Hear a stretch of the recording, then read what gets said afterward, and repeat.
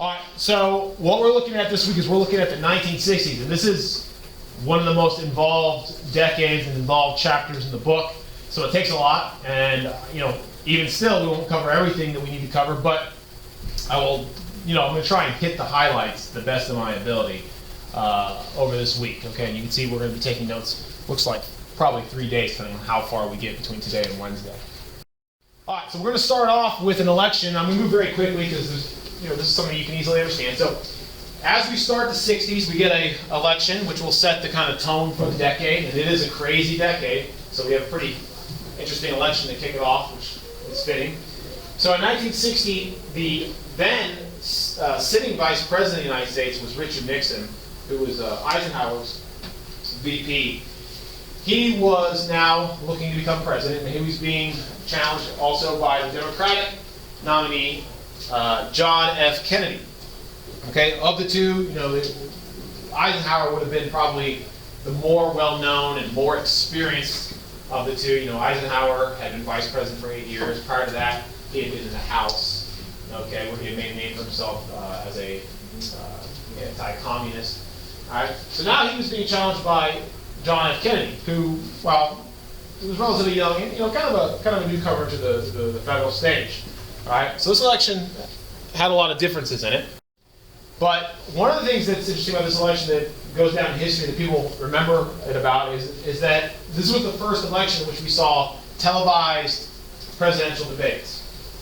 Okay, now we've had presidential debates and political debates going all the way back, but never before have we seen live televised presidential debates of this nature. Now this is something that we all take for granted. Every time there's an election, we just accept, there's going to be some debates, and many Americans will actually wait, and this is true of most, many Americans. First of all, remember, roughly half of Americans do not subscribe to any political party. They claim to be independents. Okay? And because of that, they don't necessarily follow lockstep with any party, so their votes are for grabs. And that's where these debates really matter, because there are many Americans who I would argue are largely uninformed, who don't follow politics, and then when an election comes up, towards the end they go, okay, I better pay attention. They watch a couple debates and then they make up their mind. So, for maybe upwards of half the population, these debates really are a factor in actually changing people's opinion about who they're going to vote for. Okay, whether that's a good thing or a bad thing, it is the truth. Okay? So in 1960, we saw our first televised debate. Now this is interesting because the fact that the debate was actually visually televised, actually, it is argued, had an impact on the outcome. Okay? During the televised debate, both men were very well prepared and gave, pretty good nuanced answers. They seemed, very competitive. However, many would argue that Nixon, the more seasoned veteran candidate, probably gave the more detailed and nuanced answers. But despite that, what's telling is polls showed that after the debate, people who watched the debate on television thought that John F. Kennedy won, and the people who listened on the radio thought Nixon won. And this kind of showed how television was changing politics, because one of the things that happened during the debate was Kennedy, knowing he was going to be on television, he actually got help from people who worked in the television industry, and people, TV producers who coached him how to stand, how to speak to the camera, okay, how to present himself best through the medium. He even wore makeup, which made him appear better. Okay, and he was a young guy, and they made him up. He looked nice. He was, well kept, and Nixon was, infamously, he was kind of sweating, and he kind of looked like a 5 o'clock shadow, so he didn't look as presentable as Kennedy. And in the past, these things wouldn't have mattered so much because, of course, these debates wouldn't have been had on television, so they wouldn't have been seen by everyone. But now that television was the new medium, this had an impact on the race. Okay, and as a result, in a very narrow margin of victory, and I'm not saying television is the only factor, but certainly it was a factor. In a very narrow margin of victory, Kennedy defeated Nixon, right? Which is important for a lot of reasons. One, Kennedy became president, but it also, in most cases, the defeat in a presidential election will spell the end of a person's presidential aspirations. Very few people are able to run, lose, and then come back and never compete again. And Nixon is really one of the lone exceptions to that rule. We've seen other ones like Cleveland. But Nixon actually is going to make a comeback in 1968 and become president 8 years later. Yes? Was that in Alabama? Did they split the votes or something? They split the votes, and also there was an independent candidate. That's what that is. And then we'll see that again here in some other coming elections, and we'll talk about that as we talk about Southern defiance to civil rights. All right, so we get a new president, John F. Kennedy. And he was groundbreaking and a first in many ways. First of all, he was our youngest ever elected president at 43. Okay, so compared to, especially, the past few presidents, you look at Eisenhower. Eisenhower was a much older guy, and FDR, before him, had been an older guy. So to have a president in his 40s was something that was very unusual. He was also our first Catholic president. We had never had a Catholic president. And being Catholic was a major issue. During the campaign, Kennedy being Catholic was actually used against him. Many Americans argued that we couldn't have a Catholic president because a Catholic president would be too beholden to the Catholic Church or too beholden to the Pope, which Kennedy, of course, dismissed as nonsense. He said, I have a duty to my country first. Okay, that I can separate my religious beliefs from my job as president. So it's kind of interesting to look back on history. And this isn't, remember, one thing I want to note today, because we're talking about civil rights, this is an ancient history, right? I mean, this isn't that long ago. So we're looking at, about 60 or so years ago. But, it wasn't that long ago that, we saw open discrimination against even Catholics. All right, so we've come a long way even in the last, 60, 70 years. But anyway, so Kennedy was the first in a lot of ways. But he's going to face a lot of the same challenges, even though he was very different than previous presidents. He's going to face a lot of the same challenges that they faced. Now, the Kennedy years are oftentimes nicknamed the Camelot years. Okay, and the reason why is that the Kennedy family was so different, so young and dynamic, unlike previous administrations, that Americans had this just intense fascination with them. Something that we rarely see with first families. So much so that they liken the family to the mythical, realm of Camelot with King Arthur and his knights. The kind of this golden era. So there's this intense fascination with the Kennedy family, and of course it had to do with Kennedy. Here's this young, good-looking president. He's got this wife who was kind of like had this movie star quality. They had young children that were growing up in the White House, which people found fascinating to see. What's it like for kids this age to grow up as the children of the president and the first lady. So because of that, people were fascinated. And of course, Kennedy played that up because Kennedy was not shy from. He liked socializing circles that included movie stars and things like that, celebrities. Famously or infamously, he's said to have also been a womanizer who was having all these extramarital affairs. One of which they alleged was with Marilyn Monroe, who was kind of the big actress of the day. So these kind of stories made people super fascinated with the Kennedy family. And they've also been considered, we don't have royalty in the United States because we never had a king or queen. But you look at Europe, you look at royal families, you look at England, you look at their fascination with the royal family and how they follow it. In our history, we have had some political families that we've had, fascination with. And the Kennedys have kind of been, in many ways, in the 20th century, our royal family. All right, because people have just been fascinated with them. Even today, there are still Kennedys who are very much active in politics, and we're still talking of the Kennedy family. So they had a very big impact on American politics, all the way even up until today. Okay, and of course, it's legacy-wise, the fact that John F. Kennedy will die tragically at a young age in office, also contributed to that legacy as well. People will always remember him because he made the ultimate sacrifice since he died in office. Okay, and of course he was also a first on a lot of other issues we'll be looking at. All right, so let's talk about policy now. Let's get away from that stuff and let's get into the real nuts and bolts of it. So, policy-wise, Kennedy was not that different than other presidents because he had to deal with the same issues. And what were the big issues? Well, of course, in terms of foreign policy, the big issue Kennedy had to deal with was the Cold War. Every president at this time, primary focus when it came to foreign policy was the Cold War. It consumed them. All right, and right off the bat, Kennedy faced numerous challenges, and arguably, and I will make this argument, I would say Kennedy probably faced the toughest challenges of the Cold War.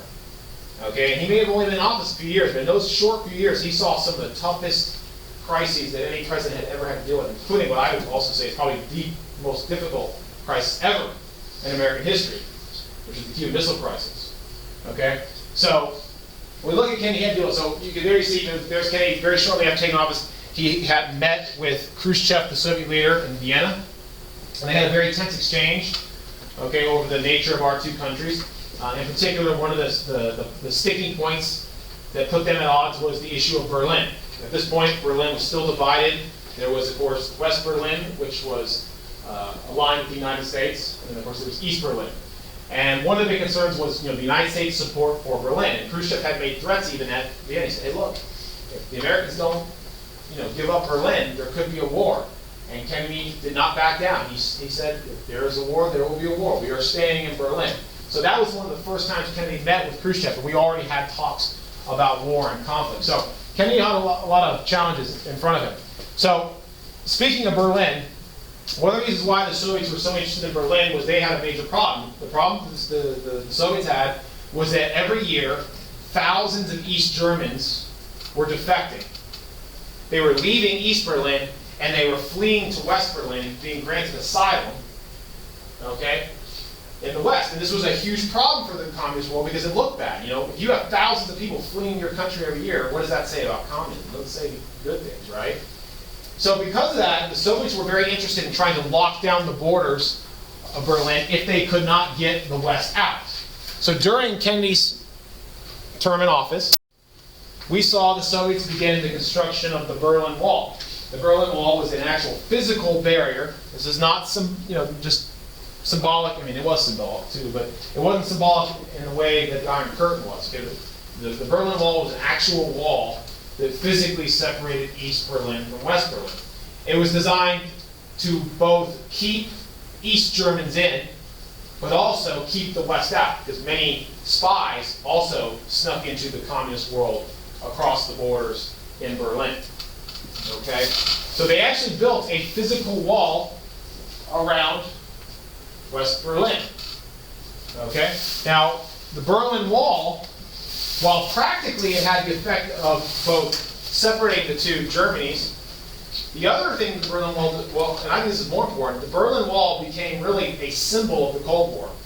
Okay? For the next few decades, the Berlin Wall will become the most used symbol of the separation between the communist East and the democratic West. Yeah. When you travel from West Berlin to East Berlin back then, when you're going into East Berlin, don't you just have to show that you're a citizen of West Berlin or free, just so you can enter and then come back later? So why wouldn't spies do that? Well, spies certainly did. They did become, during this time period, they did scrutinize more who was coming and going and try and keep track of their background to the best of ability. But you're right, travel was not impossible, right? Like, for example, where is it? Checkpoint Charlie was the most famous point of transition. But they did take measures to ensure who was crossing over, what they were carrying with them. So certainly spies did. I mean, you're never going to deny everyone who has intentions of espionage crossing over, but you want to try and keep track of its deterrent. So you're right. You're absolutely right that could be done. The main issue here was stopping mass defection. I mean, that's the reality. Now, the Soviets never actually openly stated that. The Soviets had to play the game. They said, look, we're building this wall to keep you guys out. Well, it was more about we're going to keep our people in. Because there was a point where so many Germans were fleeing East Germany that they were afraid that they were going to lose their entire base of workers and the country was really going to cease functioning as a country anymore. That's how serious this crisis was for the Soviets. So from a practical standpoint, I like to say, the Berlin Wall did a lot practically. But I would say more importantly, at least from our perspective of the Cold War, the Berlin Wall is a symbol. And I'll tell you what tells you more than anything. When the Berlin Wall finally does come down, I'm not going to get into that today, but at the end of the 1980s, the Berlin Wall does come down. Okay, and we'll talk about why. Many people consider that the beginning of the end of the Cold War. And sure enough, within 2 years of the Berlin Wall coming down, the whole Cold War had ended. Okay, so that kind of shows you just how powerful it was. I mean, it was definitely an indicator of how tense things were between the world and the superpower. So we'll be looking at that as we go further. But you do need to be aware of what this is. All right, so here's a picture of its construction. And it was actually fairly elaborate. The picture didn't show you, but it was actually more than just a wall. It was a wall. It had multiple parts of fence. There were guards that patrolled it. They had attack dogs. They had sentry towers. And anyone caught trying to cross over, which people were, over the rest of the Cold War, hundreds of people will be killed trying to escape. Okay? So they policed it very heavily. All right, here's another picture you can see. These are West Berliners. So the free side looking into the communist side, okay? But that shows you, I mean, you can see the actual the levels they went there. Yeah. Could they get out once the wall was up? Could they could travel freely. I mean, you could travel from West Berlin and you could get to the rest of West Germany. But once again, the travel was highly controlled and monitored. But yes, you could. Mm-hmm. Okay, now, yes. Before the wall was put up, was there still like that demarcation between? There was. Yes, there was, and there was even still efforts to police. It just wasn't as tightly controlled as it was after the wall. Yeah. Okay, so one of the things that Kennedy also we saw did was he took a step back from Eisenhower's policies. You know, Eisenhower had the policy, that New Look foreign policy, which remember we talked about how it called for increasing our commitment to nuclear weapons because he believed nuclear weapons were the best way to deter our enemies from taking action against us. Which he wasn't wrong. Nuclear weapons were very effective. What Kennedy said was, well, that's true, and while Kennedy did not disagree that we need a massive nuclear arsenal, under Kennedy, our nuclear arsenal will continue to grow, so don't misunderstand what I'm saying here. A lot of people do. Kennedy just said we have to have other options. You can't just rely on your nukes. There's going to come a day when you're going to be tested. And when that day comes, you need to have flexibility. So what Kennedy proposed was to move away from brinkmanship, to move away from the New Look, and engage in what he called flexible response. Flexible response, and I don't want to get into all the details of it, it was this tiered response. It actually had 3 stages. But flexible response gave us different ways to deal with different conflicts. If a conflict was small and conventional, we could deal with it with conventional weaponry. If a conflict was big and nuclear, we could deal with it with our nuclear weaponry. But the main idea is we had options. We did not want to lock ourselves into a nuclear option because we lacked conventional strength. You all follow what I'm saying here? So under Kennedy, we not only continued nuclear proliferation, but we also expanded our conventional armed forces, including Kennedy oversaw the creation of what will become known as the Special Forces, which are our most elite, highly trained military units. Okay, they were created under Kennedy to deal with, in many cases, very dangerous and sensitive Cold War missions. Which, for example, the picture there, you can see them operating in the Vietnam War, which we're going to be talking about here in a little while. So anyways, this gave us more options, but of course, it required massive spending. We had to spend on nuclear weapons, but we also had to spend on conventional weaponry. We were preparing for both a nuclear war and a conventional war. Now, in addition to building up our military, our CIA, which is our spy agency, was also doing its best and its efforts to undermine communist regimes around the world. And it was during Kennedy's presidency we saw one of the most high-profile incidents of the CIA undermining or attempting to undermine a communist regime. Okay? So let's go back for a second. Let's talk about Eisenhower. During the Eisenhower years in 1959, Cuba was overthrown by a communist dictatorship under Fidel Castro. In response to this, the CIA began putting into plan a plan to overthrow Castro and have him replaced with a more Western, pro-U.S. friendly government. All right. Now, this plan will ultimately be known as the Bay of Pigs invasion. That's what it ultimately is called. However, it is not actually carried out until Kennedy is president. When Kennedy becomes president in 1961, he inherits this CIA plan, and he gives it a green light. So let's do it. Okay? Now, what was the plan?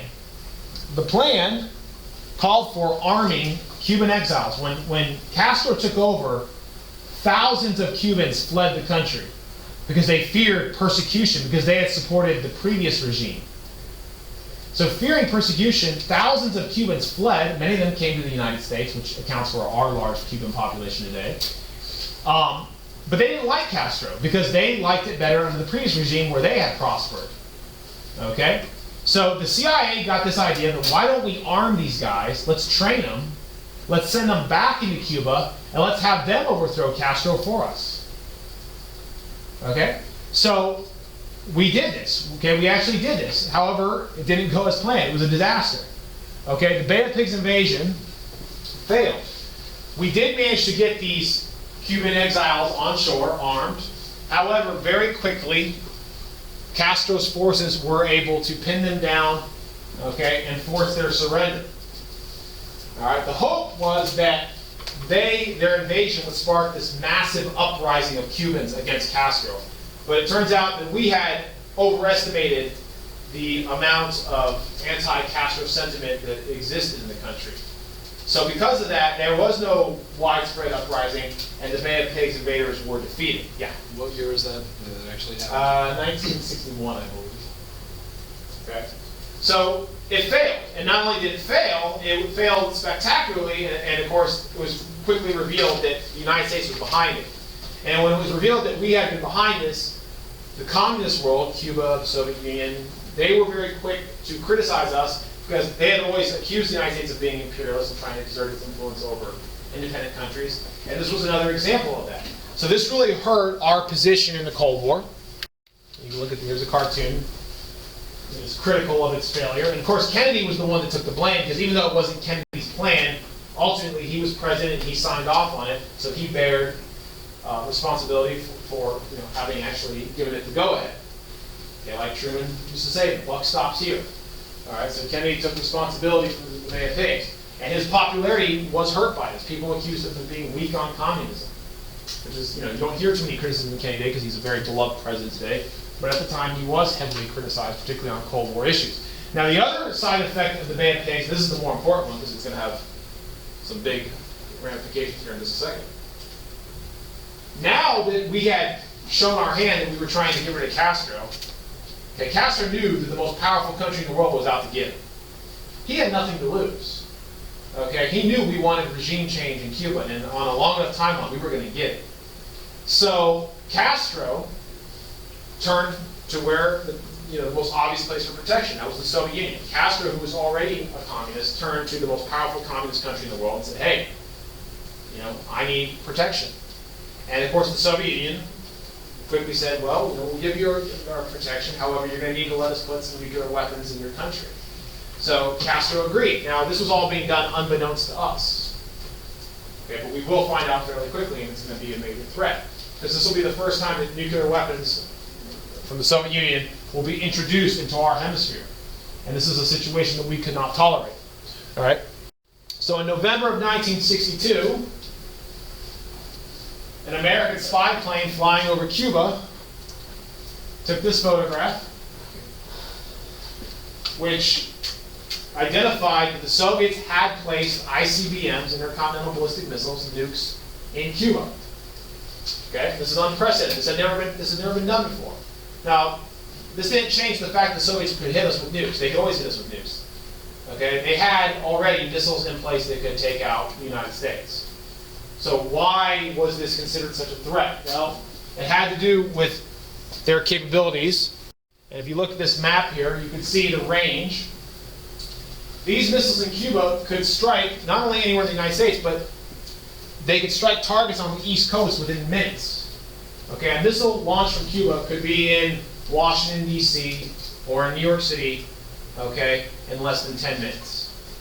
And what that meant was the Soviets now had what we would call first strike capabilities. Meaning, we believe that these were offensive weapons that were designed to hit us first in an effort to take us out before we could retaliate. And having that advantage in a war increases the likelihood of war, because if you believe there is a chance you can hit your enemy and take them out before they can retaliate, you will be more likely to take it. Okay? It lessens the deterrent effect. Okay? There was this concept, and I know I haven't talked about it, but I think it's on the study guide for this week, so you'll probably pick up on it, and I'm sure I'll talk about it at some point. There was a concept in the 1960s that was known as MAD. Okay, MAD stood for Mutually Assured Destruction. Mutually Assured Destruction was the idea that a nuclear war could not take place in which one side would survive. In other words, if one side launched its nukes, the other side would do the same, both sides would be completely obliterated, therefore nuclear war is not viable. Sounds crazy, sounds mad, that's the name, but it was considered at the time the best way to maintain the peace. First strike weapons like the missiles in Cuba would undermine MAD, and we could not tolerate that. So when we learned of the existence of these missiles, President Kennedy said they have to go. All right? So the demand by the United States that they remove the missiles, this becomes known as the Cuban Missile Crisis. And it's the closest we have ever come to the possibility of nuclear war. Because during the crisis, there were several incidents and several times during it in which events could have easily escalated into an all-out nuclear war. And in case I haven't made it clear, I'll make it clear again, and this is not me exaggerating, by the 1960s, had a nuclear war developed between the United States and the Soviet Union, this would have not been one that would have been survivable. It would have led to the death of most living things on this planet. Okay? It would have been pretty much the end of civilization. So this was a very, serious time. Yeah. Isn't there like Korean missile crisis or there now? Is there a Korean missile crisis? Certainly North Korea is a concern because they have a developing nuclear program, but I would not call it a crisis in the sense that, to the best of our knowledge, North Korea does not have weaponized nukes that are capable of being delivered in this manner. They have not weaponized. They have been small enough to put on a rocket and shoot at people. But given enough time, certainly. So I wouldn't call it crisis, but certainly that's something we are worried about. We've been worried about for over a decade, and we're doing, well, the world community is doing some things to discourage that. All right, so let's talk about the crisis now, because this is a big one. I got to move along. So how did President Kennedy react? Well, the first thing we had to do is we had to contain the crisis. Now, the first thing we wanted to do is make sure the Soviets didn't bring any more missiles in. So President Kennedy ordered a naval quarantine in Cuba. Our Navy was deployed to ensure that no other missiles were delivered to Cuba. Okay, we called it a quarantine. In reality, it was a blockade. We were blockading Cuba. However, Kennedy did not call it a blockade because a blockade is considered an act of war. We didn't want war. So by just changing the name and made it all right. Not really, but whatever. Okay? So there was a tense moment during the Cuban Missile Crisis in which everyone was kind of watching, waiting, and wondering, well, what happens when these Soviet ships that we presumably thought were carrying missiles tried to approach the American quarantine line? Everyone was afraid because our ships were starting to sink them. We sink a Soviet ship, that's a deliberate act of war that is going to necessitate retaliation. So for a few days, everyone was kind of sitting around waiting. By the way, everyone was clear with what this was. We knew that we were right on the brink, and everyone was just kind of like, is this going to happen? I mean, people were preparing for the worst, to the best of their ability. Okay? So anyways, at the last possible minute, the Soviet ships, as they approached the quarantine line, they were ordered to turn around. So the first part of the crisis was averted. However, if you're following along, this doesn't solve the crisis because there were still missiles in Cuba. So the quarantine did have its effect of denying more missiles being entered into Cuba, but it did not get the existing missiles out. Okay?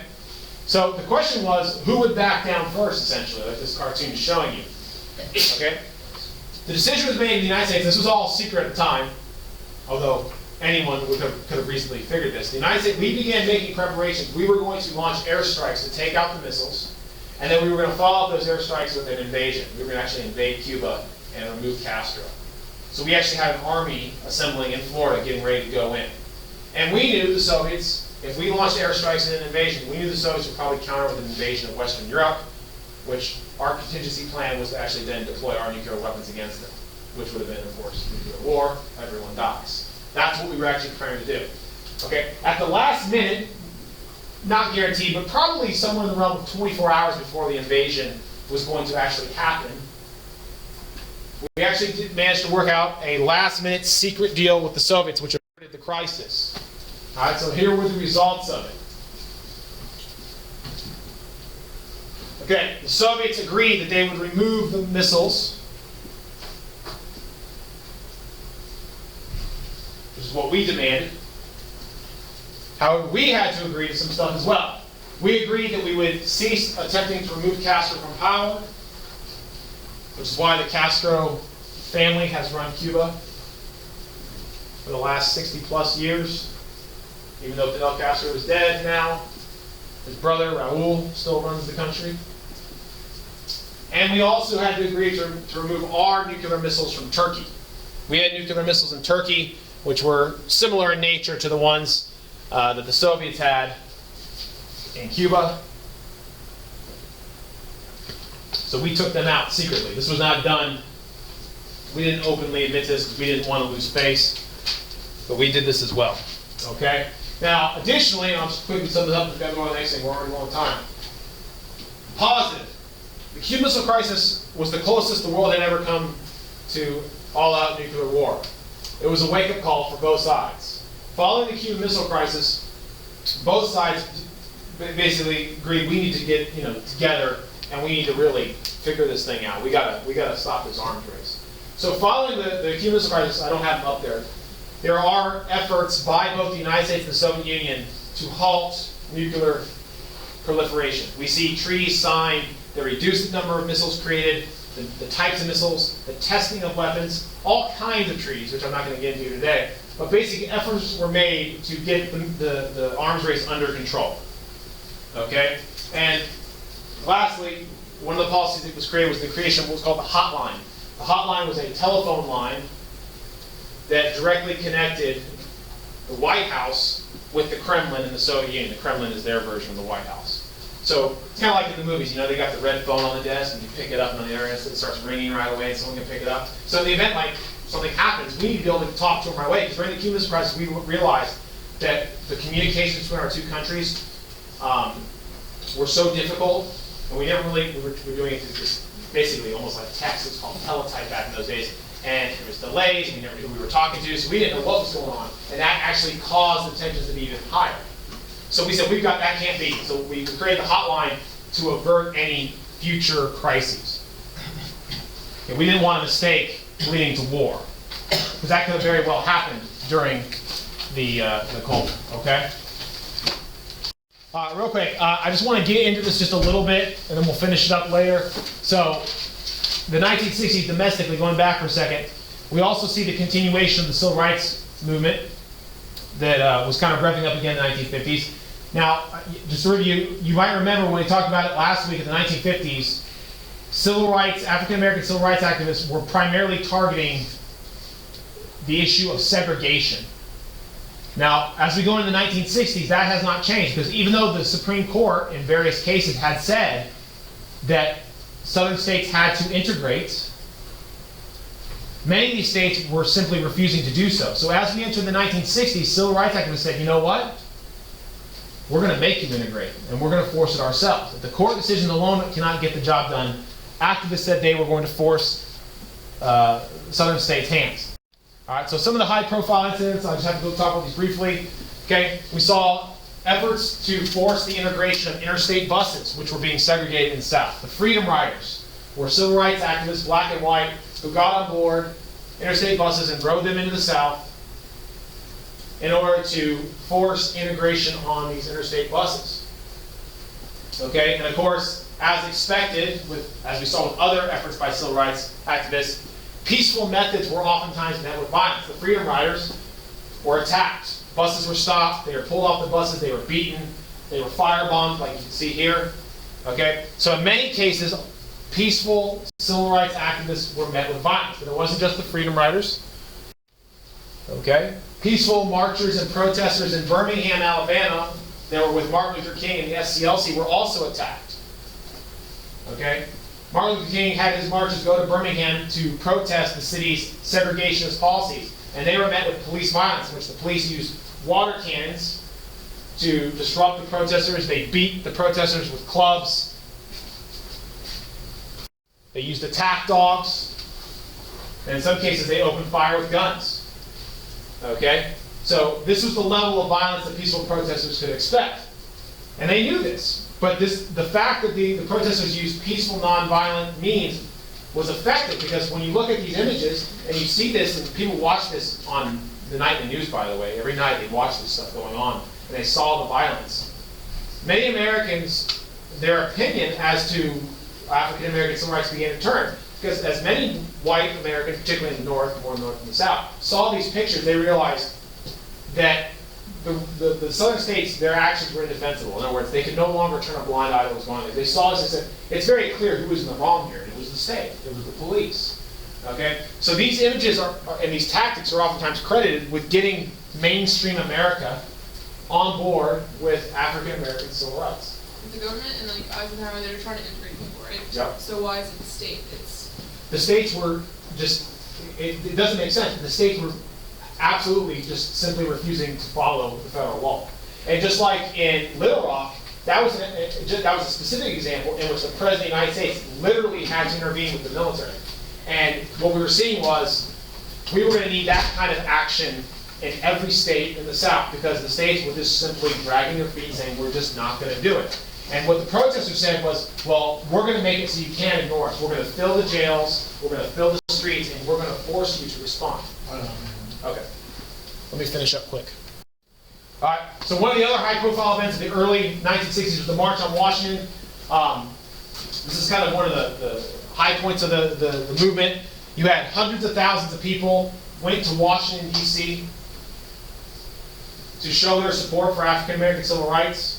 And of course, the most famous moment of this, it's not the only famous moment, but it's the one everyone knows, is this one here, in which Martin Luther King, who had by now become the de facto leader of the movement for many people, he gave his I Have a Dream speech, in which he said, I have a dream that my 4 little children will one day live in a nation where they will not be judged by the color of their skin, but by the content of their character. So this also brought a lot of attention to the cause. And of course, finally, now we started to actually see some progress.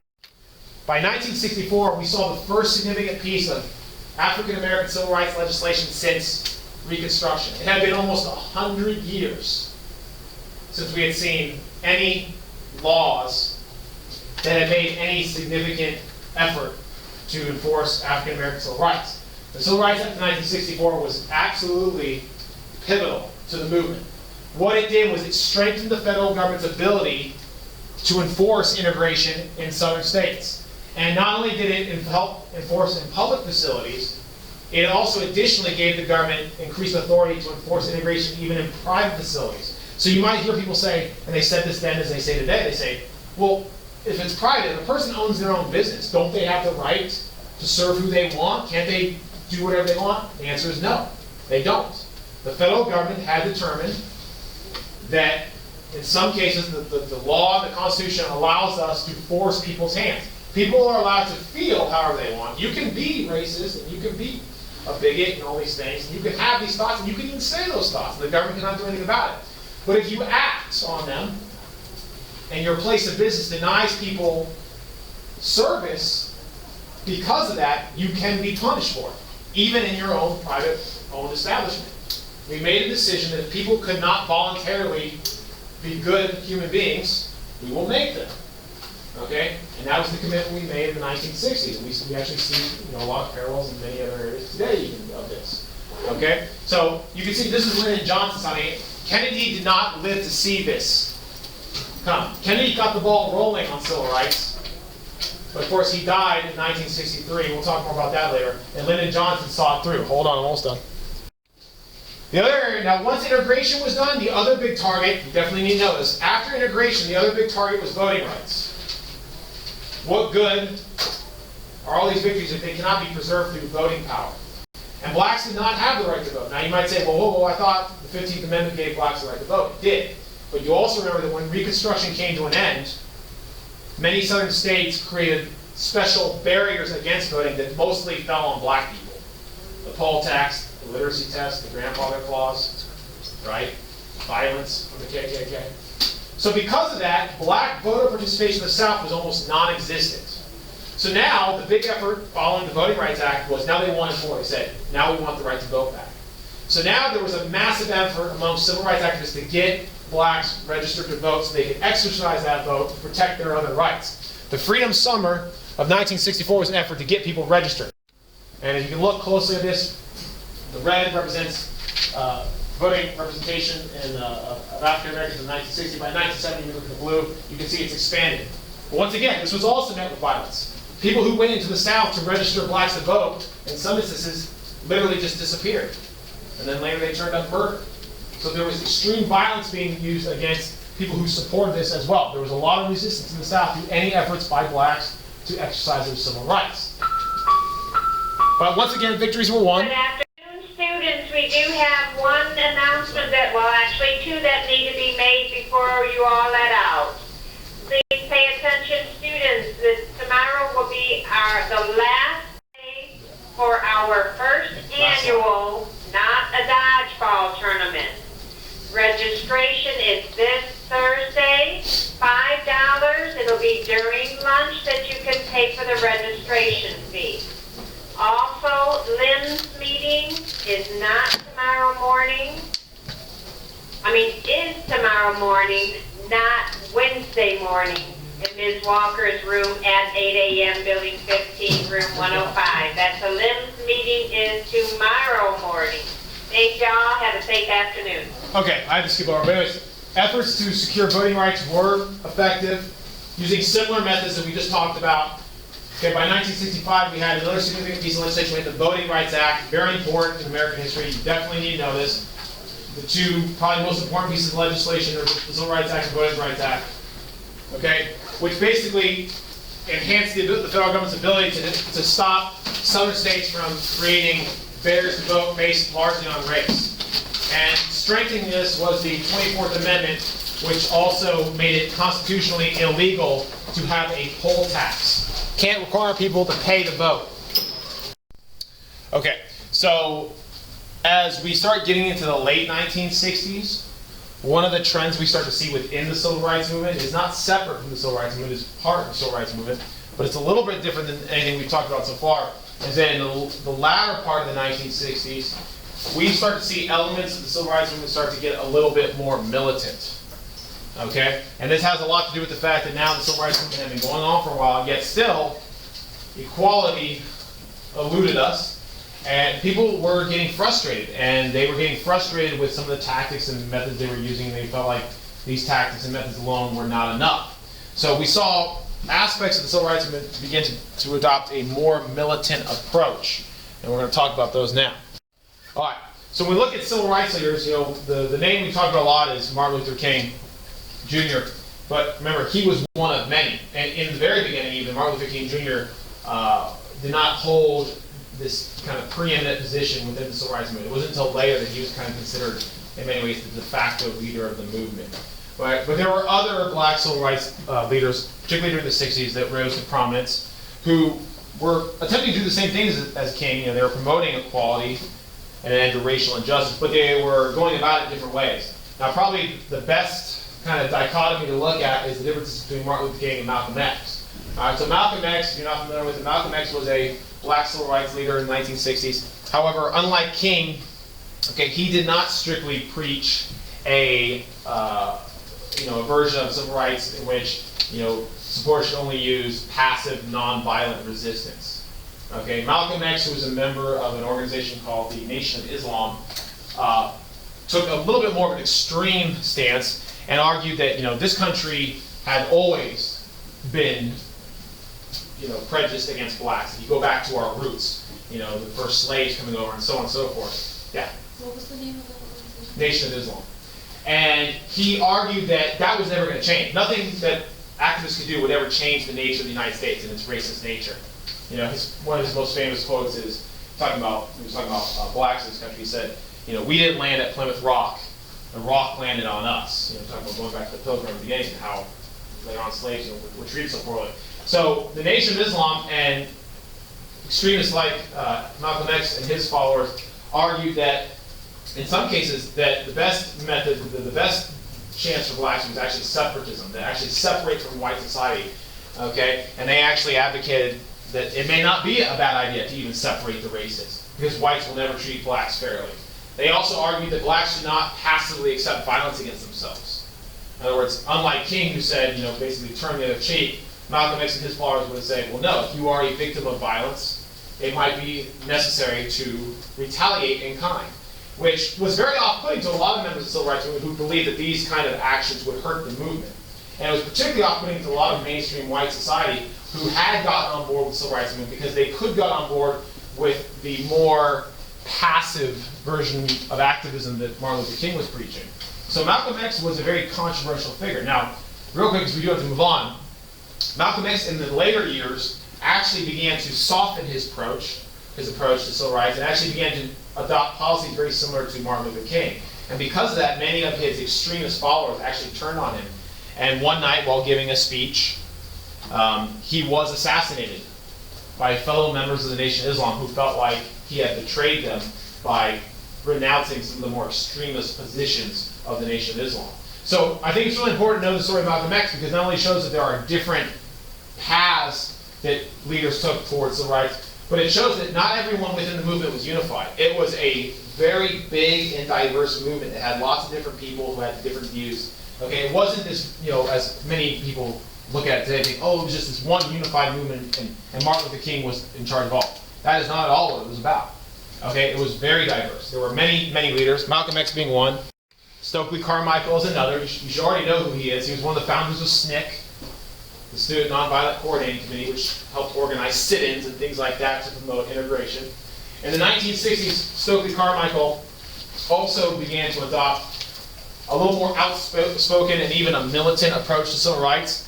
One of the big movements in the late 1960s was the Black Power movement, which was widely misunderstood amongst much of white society. Okay, Black Power was an expression of black pride, the idea of being proud of your African roots, being proud of black culture, okay, and expressing that. And people who subscribed to Black Power, they in some cases dressed differently. Sometimes they adopted even traditional elements of African garb. They grew their hair out in more traditional hairstyles. The afro, for example, became a symbol of black empowerment, not trying to fit into white society by conforming to white standards of appearance. Okay, the logo, the symbol of Black Power was a raised black fist. Okay, so it was an idea of expressing, hey, I'm proud that I'm African American, rather than trying to hide that or trying to kind of fit in with mainstream white society. So this was a little bit different approach and different than what people had been accustomed to at this point, and even from Stokely Carmichael. And what happened was a lot of whites, they interpreted this wrong. This is not surprising because we see a lot of this today. A lot of whites actually misinterpreted Black Power as black supremacy. And that's not what Black Power was about. It wasn't about promoting blacks were superior race, okay, or they were supreme to whites. It was the idea that they should not be ashamed of their histories and their culture, okay? Now, one of the things that also developed, and it's not, people oftentimes will associate this directly with Black Power, and I don't think that's accurate. It's just something that also developed simultaneously, was we saw groups like the Black Panthers form. The Black Panthers was probably the most militant aspect of the civil rights movement we saw, okay? And they were also another widely misunderstood group. So let me clarify the Black Panthers. The Black Panthers developed in response to the threat of police violence against blacks in cities.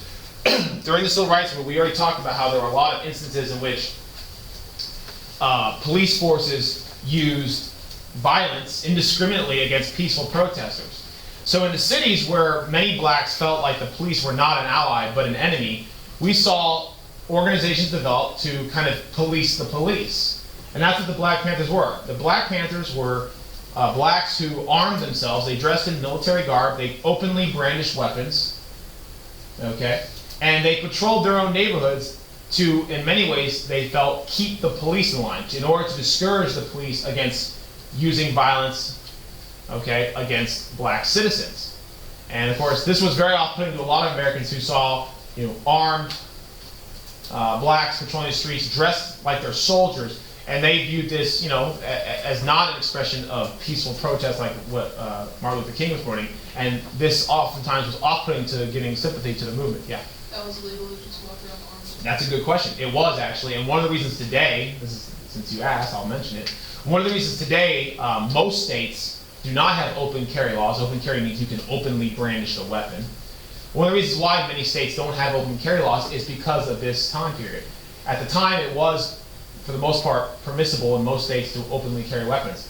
States actually began to create laws that outlawed open carry of weapons because exactly this, the Black Panthers. The laws did not change about openly brandishing a weapon until blacks themselves took up that right. And then, of course, the laws changed very quickly. Yeah? Could they still conceal carry?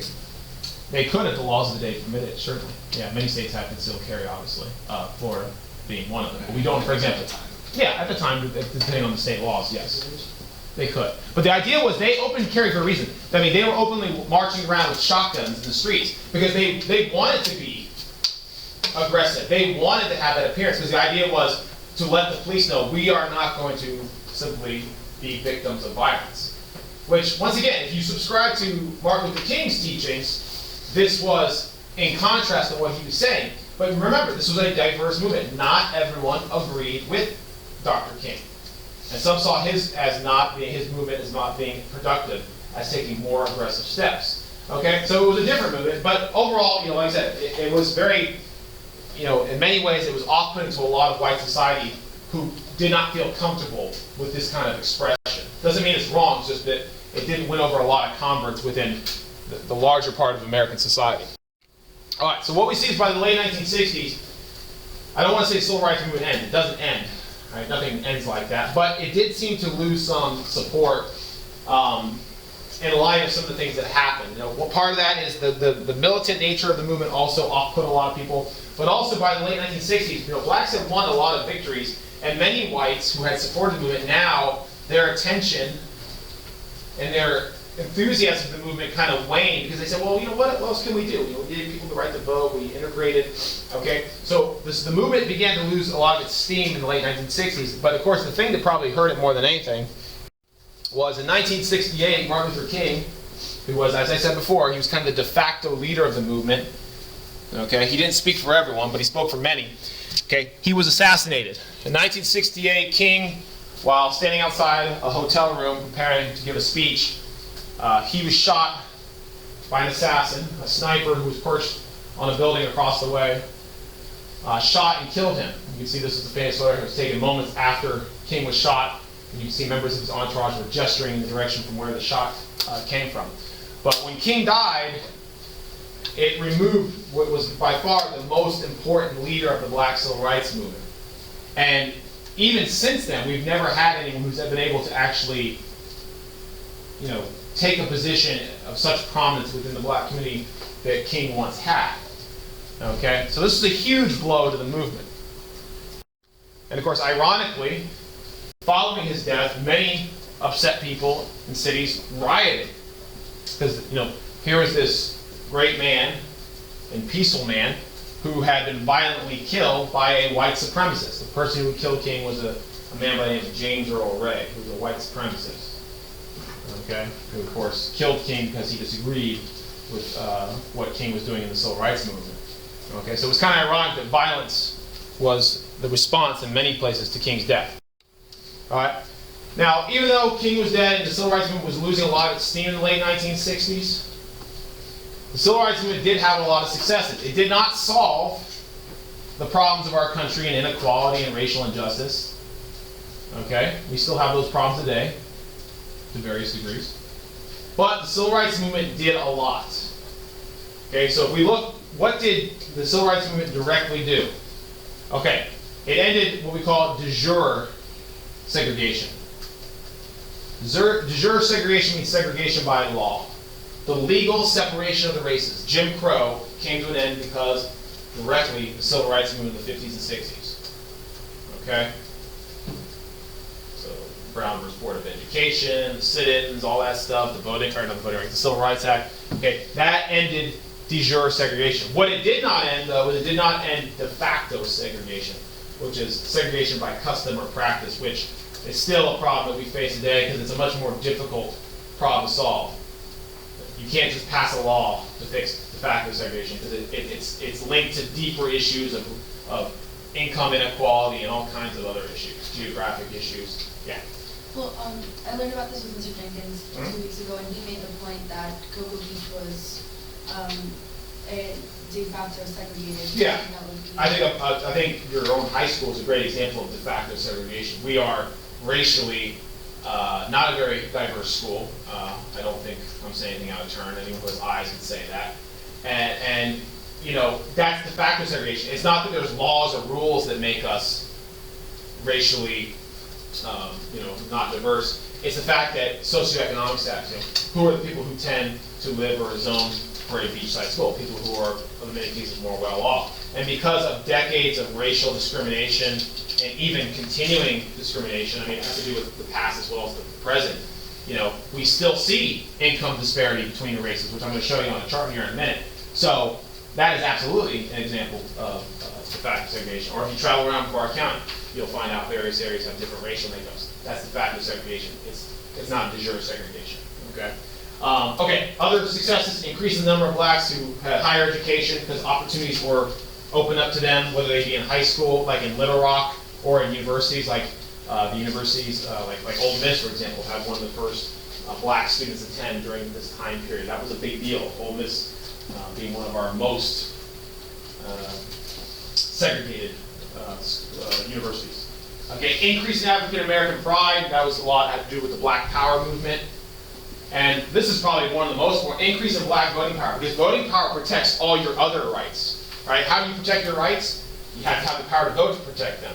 And when blacks were denied the power to vote for decades following Reconstruction, they were unable to protect themselves legally. With voting power, they now can speak out, and here's what happens is, and this is true of any, it's not just black, it's true of any group. If you want laws to reflect what you believe in, you gotta vote. Because why would politicians cater to you if you don't vote en masse? And I always tell young people, I say, young people oftentimes are very bent out of shape, and they say, well, politicians, I don't know why I should call it politics, because the politicians don't endorse policies that I favor, right? And there's a good reason why politicians hardly care what young people think. And when I say young people, young voting 18, 19, 20, because young people don't vote. Why should they care? There's no political capital in catering to young people. Now, if young people actually come out and vote consistently and en masse, the laws would change tomorrow, because all of a sudden your elected officials are like, oh, there's votes to be had. I better start listening to these people. Okay, and that's true of any group. So, what happened was when blacks got the right to vote because of the Voting Rights Act and the 24th Amendment, now officials had to either cater to those black votes or just forego them and lose elections. So that's a big deal. Okay, and of course the other thing we saw was we saw an expansion of black elected officials, black senators, black governors, and then of course in 2009 our first black president, right? So we did see some improvements, but even today, and I'll say this and I'll move on because I don't get stuck on this, even today we see a severe lack of representation in our elected offices of blacks. Okay, they are underrepresented in terms of their proportion of population that they exist. So that's still an issue we are concerned with today. Okay, and if you look at numbers, and I'm looking at numbers between the 1950s and 1990s, okay, we'll be talking about that time period shortly, we did see significant improvements in both the poverty status of African Americans and of course the educational status. In terms of poverty did shrink amongst African Americans because of the Civil Rights Movement. Education opportunities did increase. However, and this still rings true today, I don't have the most up-to-date numbers on here, but I assure you it's true. In terms of poverty and education, we still see significant disparity between blacks and whites. In other words, poverty is more localized in our racial minority groups than it is amongst white Americans. And this is largely due to the past years and years of discrimination. People say, oh, slavery was 170 years ago, who cares, right? Yeah, it was, but the fact of the matter is we are still actually feeling the long-term effects of both slavery, Jim Crow, segregation, all that stuff. We still feel the effects today. It's not like you snap your fingers, it's over, and everything's great. So it may take generations. It may take more than, I don't know. It's probably going to take some more time until we start to see those numbers actually equalize. I don't know. I honestly don't. Okay. Let's talk now about the Kennedy assassination, and then we'll touch one more thing and we'll be done. So, the video yesterday talked about this just briefly, so I felt the need just to go into a little bit more detail, although I'm not going to spend all day on it, okay? So we're just going to talk about the facts, okay? We're going to avoid a lot of the conspiracy theory stuff because it's irrelevant, but you're more than welcome to look into that on your own. All right, so let's go over the details. So, in 1963, President Kennedy was in Dallas, Texas. And there, as part of his presidential duties, the president travels around, meets with leaders, does appearances, things like that. And he was actually meeting with the governor of Texas that day, Governor Connolly. And they were touring Dallas, and part of the itinerary for that day was they would be driving through the city of Dallas in a motorcade to kind of do, appearance, to let the people see the president, wave, all that good stuff. Okay? So in the limousine carrying the president, you had the president, his wife, Jackie Kennedy, and then you had Governor Connolly and his wife, and of course the driver. Okay, and they were traveling in this open-top limousine through the city to see the people. All right. Now, as they were driving through the city, they drove through a portion of Dallas that is known as Dealey Plaza. Okay? And if you look closely, they were traveling along this road right here. They were traveling this direction towards this overpass. Okay? And as the president was traveling through Dallas, and they were passing by this building here, which was a Texas school book depository, a sniper who was located in an elevated window overlooking the road, this is the window here, okay, fired shots at the president as his motorcade passed by. Now, we know for a fact that 2 shots were definitively fired, although some people have speculated there might have been more. But the reason why we know there was at least 2 shots, because 2 shots struck President Kennedy. All right. The first shot, which is sometimes referred to as the magic bullet because it took a very unusual trajectory. Okay.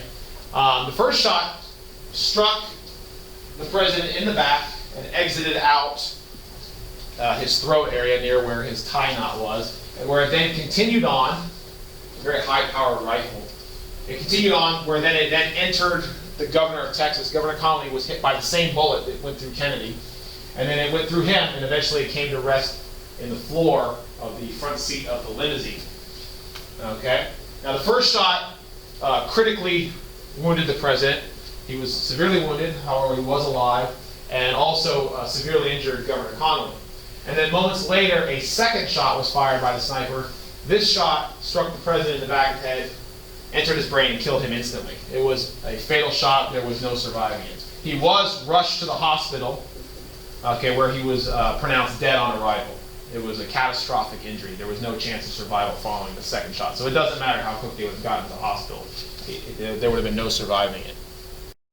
Okay? So immediately upon his death, this is the case, and this is how things work. Okay? Before we mourn or anything, we have to have continuity of government.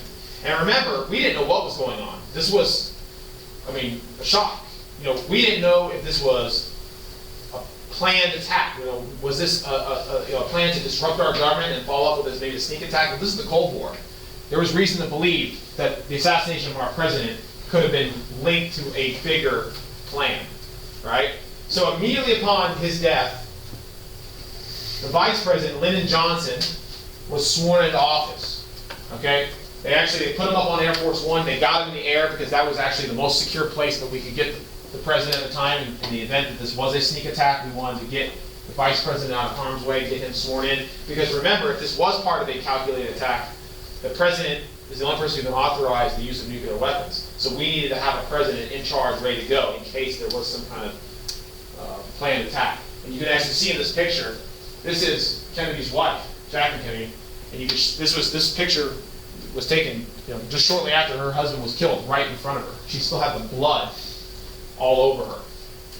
Okay, but she was there as Johnson was sworn in. Okay. And of course, when this was finally announced to the public via the news that day, people were completely distraught. Okay, it wasn't just that we lost the president, we had lost presidents in the past, but particularly, Kennedy had a special appeal to a lot of people that today people still have. People who lived through that time, they have a special love for Kennedy. The fact that this was this young guy, he had young children who were now fatherless. He was this vibrant, charismatic political figure, and now he was gone. He was taken very violently and suddenly. No one could really deal with this. So people were very, very upset that we had lost our president. Okay, so then the next question, of course, after that people, got over the shock and the grief was, okay, well, what happened? Who did this? We needed to get to the bottom of who would do such a thing. Okay, so after a short manhunt, the guy the police ultimately arrested was this guy here, Lee Harvey Oswald. Okay, the police suspected Oswald because he had been spotted in the area fleeing. He had been seen in the building where they believed the shots had been fired. And then upon further investigation, it was revealed that Oswald had ties to communist organizations. He was a sympathizer of the Soviet Union and Castro's Cuba. He had actually even in the past tried to defect to the Soviet Union, we found out. So this would have been just the kind of individual who might have had a grudge against the U.S. government and might have wanted to do harm to the president. So after a manhunt, they eventually captured Oswald not too far away. He shot a police officer and went on the run, but he was eventually captured, as you can see here. And when he was arrested, he claimed that he didn't do it. His quote was, "I'm just a patsy," meaning I'm just being set up. Someone's making it to look like I did this. I'm not the guy. But at the time, all the evidence pointed in Oswald's direction. I mean, if you look at the evidence, there was a lot of circumstantial evidence that would have said, okay, this is a guy we need to look at. So that's why he was arrested. So he was arrested and he was detained in a Dallas jail awaiting transfer to a more secure federal facility where he would then await a trial to be on trial for the murder of the president. Okay, now that's part of the story, right? So he's awaiting transfer. Now as he's awaiting transfer in a Dallas jail, a crowd assembled around the jail, and reporters and photographers, like just like the media circus came, because they were there to report on the president's death, and they wanted to, of course, report on the president's alleged assassin. All right, one of the guys in the crowd outside the jail was this guy named Jack Ruby. Jack Ruby was a local nightclub owner.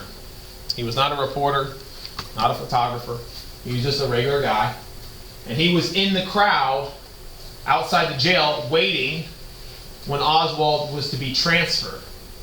And this was a different time period. Today when we do these kind of transfers, there's a lot more security. A lot of times the person being transferred is given body armor to protect them against potential assassination, things like that, because it's a different time now. But back then we were a little bit more naive, and of course this is something that had never happened before, where, you know, what is that? Oh, thank you. All right, so this is something that never happened before in the modern era. We've had presidents assassinated before, but immediately the people have been captured. They have been seen doing it, right? This is the first time we actually had a question, who did this? So this was very different than anything we'd ever experienced before. So Jack Ruby was waiting outside the jail, and he was armed. Okay, he had a pistol.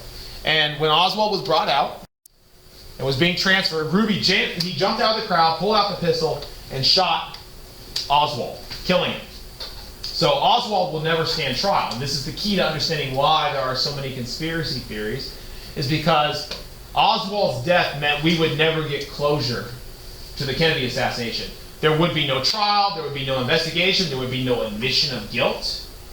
Oswald would never reveal if he was working alone or if he had an accomplice. Because Oswald was silenced, people now have their minds free to run wild, right?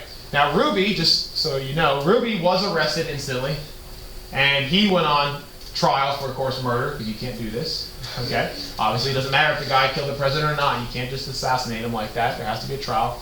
And Ruby ended up spending the rest of his life in prison, where he died there, and to the day he died, he maintained that the reason he did this is because he was angry and wanted revenge, and, you know, he wanted to kill the person who had killed our beloved president. So that's something to consider when you consider all the conspiracy theories. All right, so there was an investigation, though. There would never be a trial, because there was no one to put on trial, but there was an investigation. It was a very thorough investigation done by the U.S. government. This is known as the Warren Commission. It's called the Warren Commission because it was chaired by Chief Justice of the Supreme Court, Earl Warren. Okay? Oh, no, this is from Yeah, Spanish. what were we doing? Yeah, okay. All right. So, what was the conclusion of the Warren Commission? The Warren Commission concluded at the end of its investigation, it produced what's called the Warren Report, which is this thing right here. Look how thick it is. You can see all the information that's in it. It's a couple thousand pages. All right. The Warren Report determined that the Kennedy assassination was the work of what they called a lone gunman, a lone assassin. It was not a conspiracy. It was the work of an individual who did it for his own personal reasons. We can only speculate why, but a lot of the speculation leads to the idea that Oswald, being a communist sympathizer, might have done it for political reasons. He sympathized with Castro's Cuba. He might have been angry about our attempts on Castro's life. He might have been angry about how we dealt with the Soviet Union. Who knows? But for whatever reason, the Warren Commission determined that he was a lone assassin. Now that has not since, and I'm not going to get in all this, but I will just reference it because everyone knows about it. That has not since then caused, up till now, there have been many theories as to, what happened with the Kennedy assassination. Were there other people involved? Did he have fellow conspirators? Was it part of a broader conspiracy on an international level? Did the Soviets do it? Did Castro do it? Did our own government do it? I've heard that one. Some people think Kennedy was assassinated by our own government because one reason they say is because he was going to pull us out of the Vietnam War, and there were elements within our government who wanted to continue the war because it was profitable. I've even heard Lyndon Johnson had him killed so that he could be president, that's pretty far-fetched. Okay, so there's all kinds of theories out there, and the reason being is because, once again, as I said, the death of Oswald meant we would never get true closure to the crime. But, you know, we can't necessarily, in a class like this, we can't entertain them. So we have to accept the facts as they are. And the facts as they are, and the accepted version that we have today is, of course, the lone gunman theory. Although I did read a poll not too long ago that said, actually, today, the majority of Americans believe that there's more to it than just a lone gunman, which is pretty amazing that the majority think So that. when did they find the other guy? Who? Jack Ruby, they caught him right there on the scene. He didn't get away. Is that what you're asking about? No, never mind. Okay. Yeah. All right, last thing, let me finish up. Now, after Kennedy's death, Lyndon Johnson became our president. Now, here's the thing, and you know, I don't want to make it sound callous, but with Kennedy's death, there was people felt like there was almost an obligation to carry out his policies. Like, here's this guy, he died in office, we owe it to him to follow through. And Kennedy had been a big supporter on civil rights and equality and policies like that. And he had a hard time getting those things done while he was president. But here's the amazing thing, after Kennedy died, all of the policies and things that Kennedy wanted to do all came to be. Now, and it happened a lot because he died. When Kennedy died and Johnson became president, he said, look, we owe this to this man. And Americans rallied around that. And one of the reasons why we got the Civil Rights Act and the Voting Rights Act is because people felt they had to honor Kennedy's legacy. So though Kennedy was not alive to see these things done, Lyndon Johnson signed them, they really were Kennedy's policies really to begin with. So Johnson is going to have a lot of domestic success. Johnson comes in, Lyndon Johnson comes in, he becomes president, and he introduces a broad spectrum of domestic policies he calls the Great Society. Kind of like a mini New Deal, which is not surprising because Johnson was a New Dealer back in the day with Franklin Roosevelt. All right, so there he is, Lyndon Johnson. Okay, I told you, old school New Dealer, bringing us what he called the Great Society.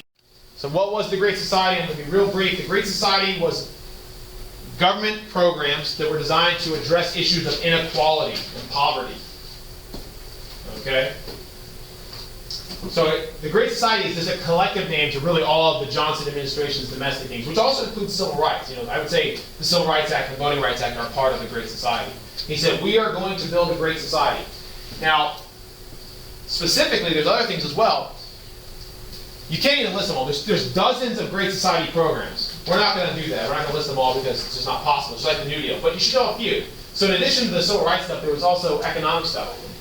Probably the two most important legacies of the Great Society were the introduction of Medicare and Medicaid, which we still have today. Okay? So Medicare would provide health insurance to the elderly. Okay? We already had Social Security, now we're providing health insurance as well. And then Medicaid would provide health insurance to those people who were in poverty, could not afford it. All right? So this was a massive expansion of our social safety net that had been created by the New Deal. Okay? And today, these two things make up about a third of our overall spending within our social safety net. They're very big programs that we still very much have today. Okay, and we've expanded on them. I would say here's for synthesis. I like to always mention this whenever I can. Synthesis, for example, for Medicaid would be, of course, the Affordable Care Act, or Obamacare, which expanded Medicaid to ensure millions of more Americans that would not have actually qualified because they were not poor enough. They were kind of caught in that weird gray area where they were not poor enough, but not wealthy enough to afford their own insurance. So that's where the Affordable Care Act came in. But there were other programs. I just put one under Head Start, which of course gave educational opportunities to young kids of poor families. Okay, but there was food stamps to feed the poor, Meals on Wheels, which is being addressed now, feed the elderly. I mean, all kinds of programs. Hold on, one last thing. So, one of the big parts of the Great Society was what Johnson called the war on poverty. an all-out effort by the United States to create programs to end poverty in this country. And as a result of a lot of these programs, we actually did, during the 60s, actually see significant decreases in poverty levels. And you can even look at non-whites, we saw the most significant decreases. However, it did not put non-whites on par with whites in terms of their poverty levels. So while they saw significant decreases, it did not make things fully equal. But one of the big pushes of the Johnson administration was to end poverty. Now, the last thing I'll leave you with is this. This was very expensive, obviously, and the money had to come from somewhere. And Johnson was very committed to this. However, Johnson had a problem. Starting in 1964, Johnson had another major item taking up a lot of American money. And that was, of course, the Vietnam War was just beginning. And what's going to end up happening with Johnson is soon going to have to choose between his war on poverty and his war in Vietnam. And ultimately, the war in Vietnam is going to kind of absorb most of the money that could have been directed to the war on poverty. So that's going to have a huge effect on its legacy. Okay, so the topic we're going to look at now is we're going to look at Vietnam.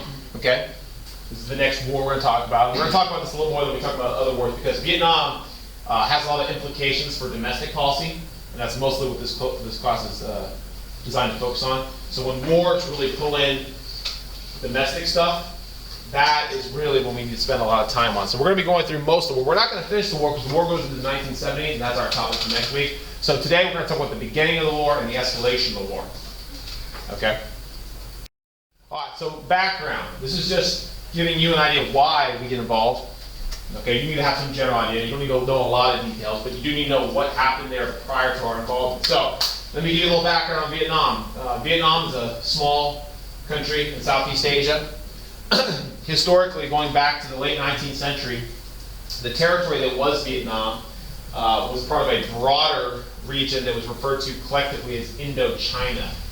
And during the 19th century and through the first half of the 20th century, Indochina had been dominated by French control. Okay, the French had kept it as a colonial possession from the era of colonialism, imperialism. Now, during World War II, the French lost a lot of their colonial territory to the Japanese. We talked about that when we did World War II. Okay, and part of that was they lost control over Indochina, their colony. Now, when World War II came to an end, the Japanese, of course, were defeated, and they were forced to relinquish control of any territory they had seized by force. And then in 1946, a year after World War II, the French decided, oh, okay, well, now that the war's over, we're going to go out and we're going to reclaim the empire that we once had. Just expecting that things were going to go back to the way they were. The problem for the French, though, is they're going to face significant resistance, because when the French go back into Vietnam or Indochina, now the people that live there, the Vietnamese people there, are going to fight back. They don't want to be oppressed by the French anymore. Now they're going to fight for their independence, something they have been clamoring for years. They're going to fight, they're ultimately going to win. Now initially, our involvement in Vietnam was very minimal. The only involvement we had in Vietnam at this point in the story is we were funding the French in their efforts to reclaim Vietnam. We are not yet directly involved in the war. So at this moment, what we've discussed so far is background information. We are not yet in the Vietnam War. Okay, but we have a long history there. Now here's someone you need to know. The leader of the Vietnamese nationalist forces that were fighting for Vietnamese independence against the French, he was the leader of an organization known as the Viet Minh, okay, was this guy named Ho Chi Minh. Ho Chi Minh was one of the most significant leaders of the Vietnamese independence movement against the French. He had been fighting for Vietnamese independence now for decades, going all the way back to the end of World War I even.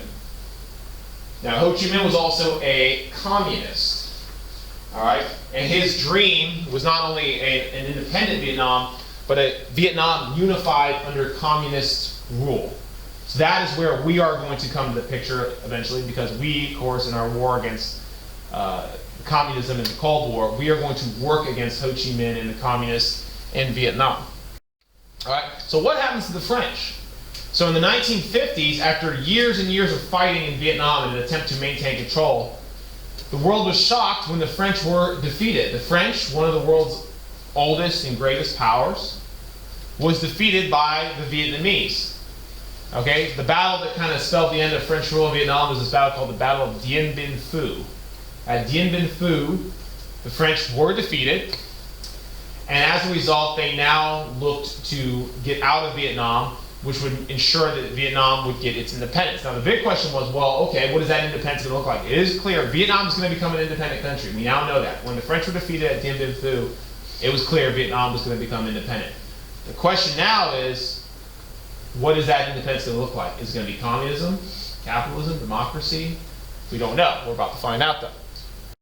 So, at an international conference in Geneva, it was decided that Vietnam would be temporarily divided. The French are going to leave, but the country is going to be temporarily divided in half. There's going to be a North Vietnam and there's going to be a South Vietnam. This is not intended to be a permanent solution. Okay? Because there were different ideas about what kind of government Vietnam should have. Now, Ho Chi Minh would be given control over the North, where he established a communist state with support from the Soviet Union. So in North Vietnam, we had a communist government. Okay?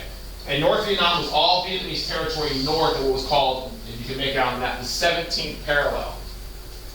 The 17th parallel is the line that divided North from South Vietnam. So North Vietnam was communist. South of the 17th parallel, you had South Vietnam, which with the influence of the United States and other Western powers, developed a more capitalistic, somewhat democratic government. All right? Now let me make something very clear here. This was supposed to be temporary.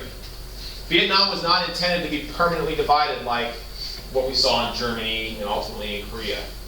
What ends up happening is this. The decision is made is that we're going to temporarily divide Vietnam, but at a later date it was decided, it was supposed to be, that Vietnam would be unified under one government. It would either be unified under a communist government or under the capitalist government of the South. Now, how would we determine that? That would be determined by democratic elections in the near future. Now, the South, at the time, in the 1950s, was led by a man by the name of Ngo Dinh Diem. Okay? He was in the South, and he was the leader that we favored in Vietnam. Because he was an anti-communist, we supported him. During the Cold War, all you basically had to do to get American support was to say you were anti-communist, and we were like, okay, how much money do you want? And Diem wasn't even a good guy. He was actually a pretty autocratic leader. He was not a very effective leader. He was very corrupt. His people didn't like him very much.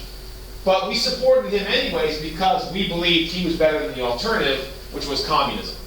So we propped up a government under Diem in the South. That's why you see him there shaking hands with President Eisenhower. Okay? Now, as I said, this was only temporary. So here's what happens. A date was set in the 1950s, 1956, to have democratic elections to unify the country. Here was the deal.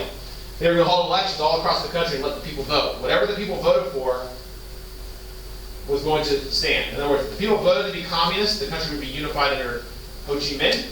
If the country voted to be capitalist, it would be unified under Diem. Well, at the last minute, with the elections approaching, Diem backs out. He says, you know what, we're not going to go through with these elections. He violates the terms of the agreement because he believes he's going to lose. All evidence indicated that the elections would have probably turned Vietnam over to the communists. So at the last minute, Diem backs out of the elections, violating the peace agreement. Okay? Now that is going to be the spark that kicks off the Vietnam Civil War, which is a war between North and South Vietnam for control over the country. However, at this point, the United States is not yet directly involved. We are interested in what's going on, and we are supporting the South, but we are not directly involved. What is the difference? Direct involvement would mean our soldiers would actually be doing fighting. We're not fighting yet. It's very important you understand the timeline of events that leads to American involvement in Vietnam. It's very complex. It's not an easy to understand war, which is why it's so controversial. Okay, World War II is really easy to understand. It was clear good and evil. Vietnam's a little more tricky. Okay, so this is the spark that starts the Vietnam Civil War. The refusal to participate in the elections. The North Vietnamese communists felt like they had been cheated. Okay, so this now sparks fighting between the North and South. Now, in addition to fighting between the North and South, we had other problems. In the South, this is very important you know who these guys are. In the South, there were many Southern Vietnamese citizens who favored communism. Even though they lived in the South, they wanted communism there. So now that the elections were not going to be had, they now rose up in rebellion against their own government.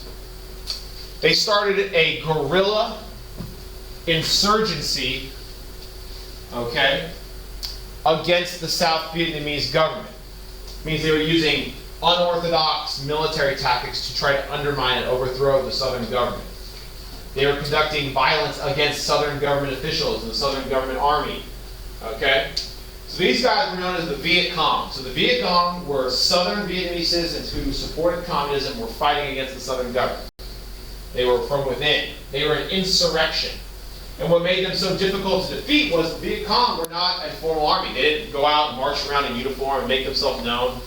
Okay, they were kind of like, like we look at almost like terrorists today. They were hidden amongst the population. You didn't know who was Viet Cong, who wasn't. They were doing things very covertly. Okay? They didn't actually engage the army in the open battlefield where they could be eliminated. So they were very difficult to defeat because they were everywhere and they were largely undetectable. Yeah.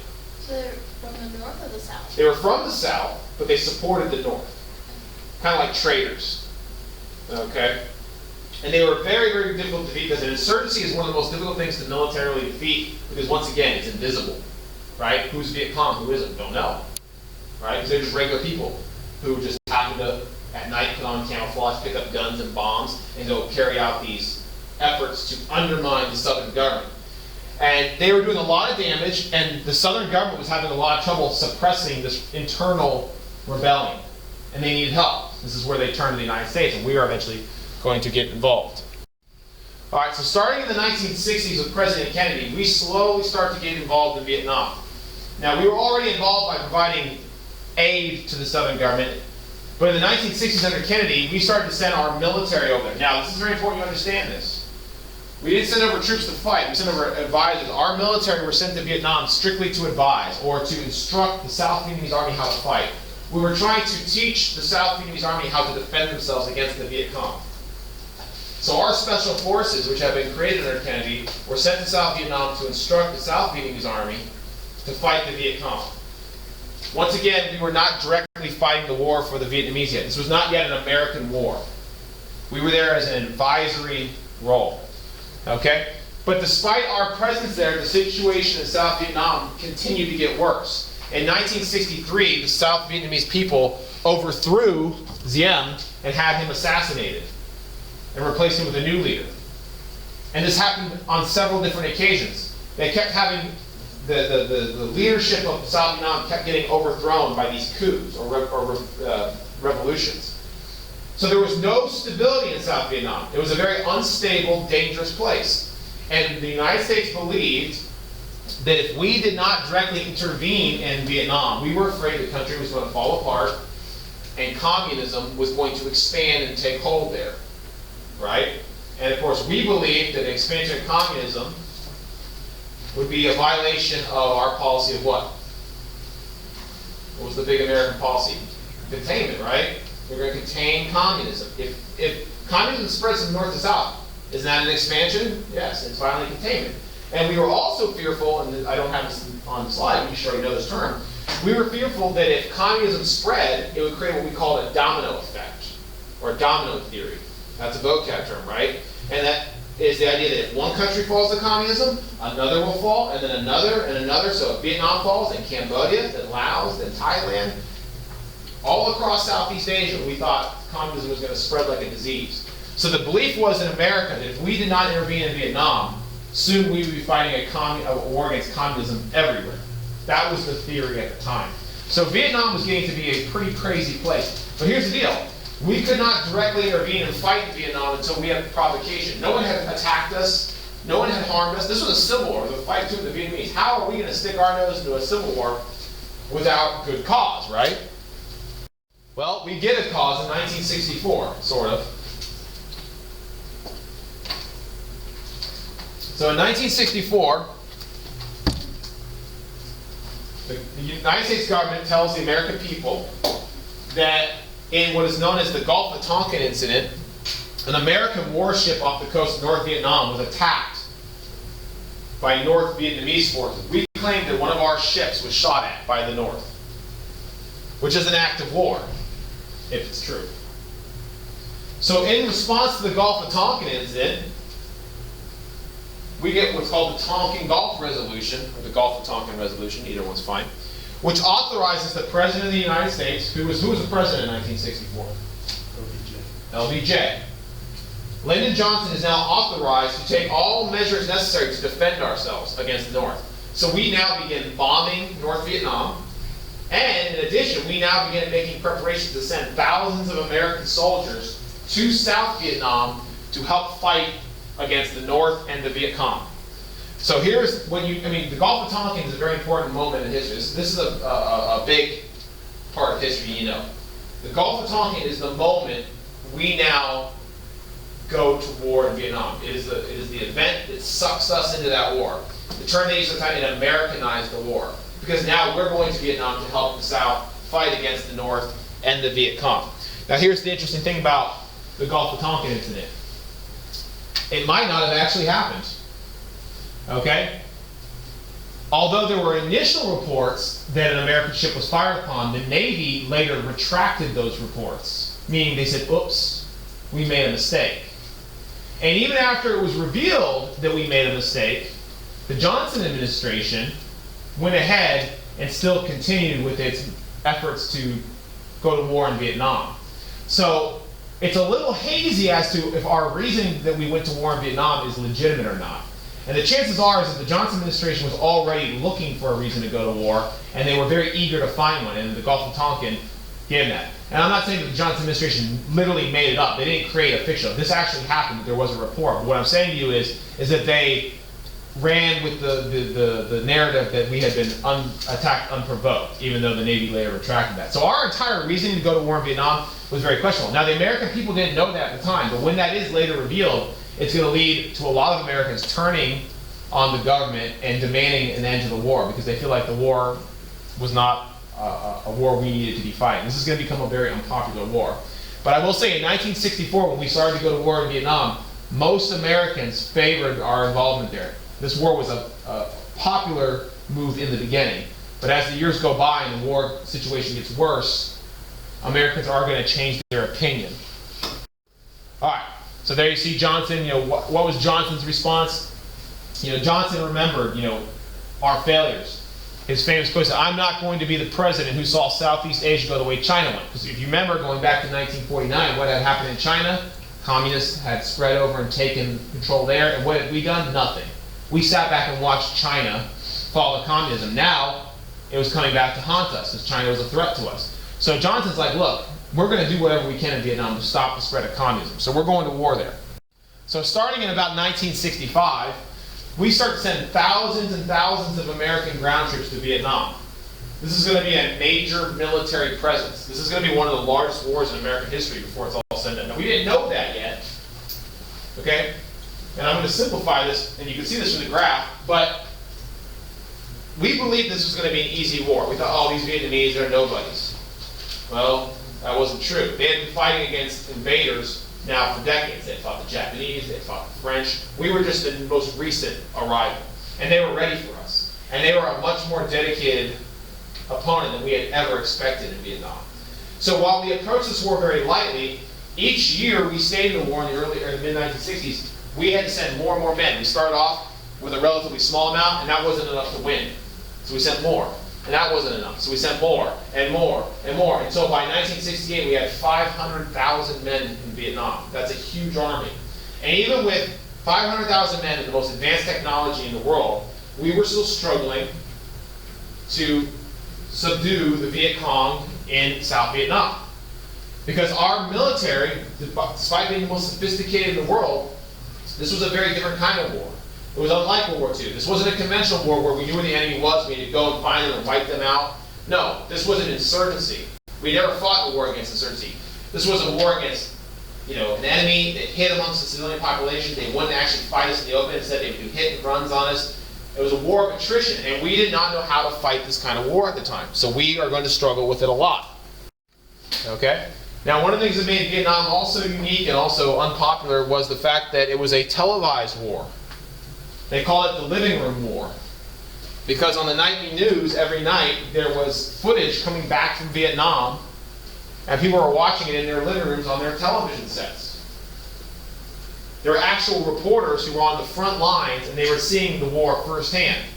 Americans had never seen a war unfiltered like this before. Every war we'd ever been learned about was through either reading or from films that had been heavily edited, and no one had ever seen a war up close for what it really was. And the footage was brutal. On the nightly news, they were showing American soldiers dying, civilians dying, and they were showing the fighting up close in the jungles and things like that.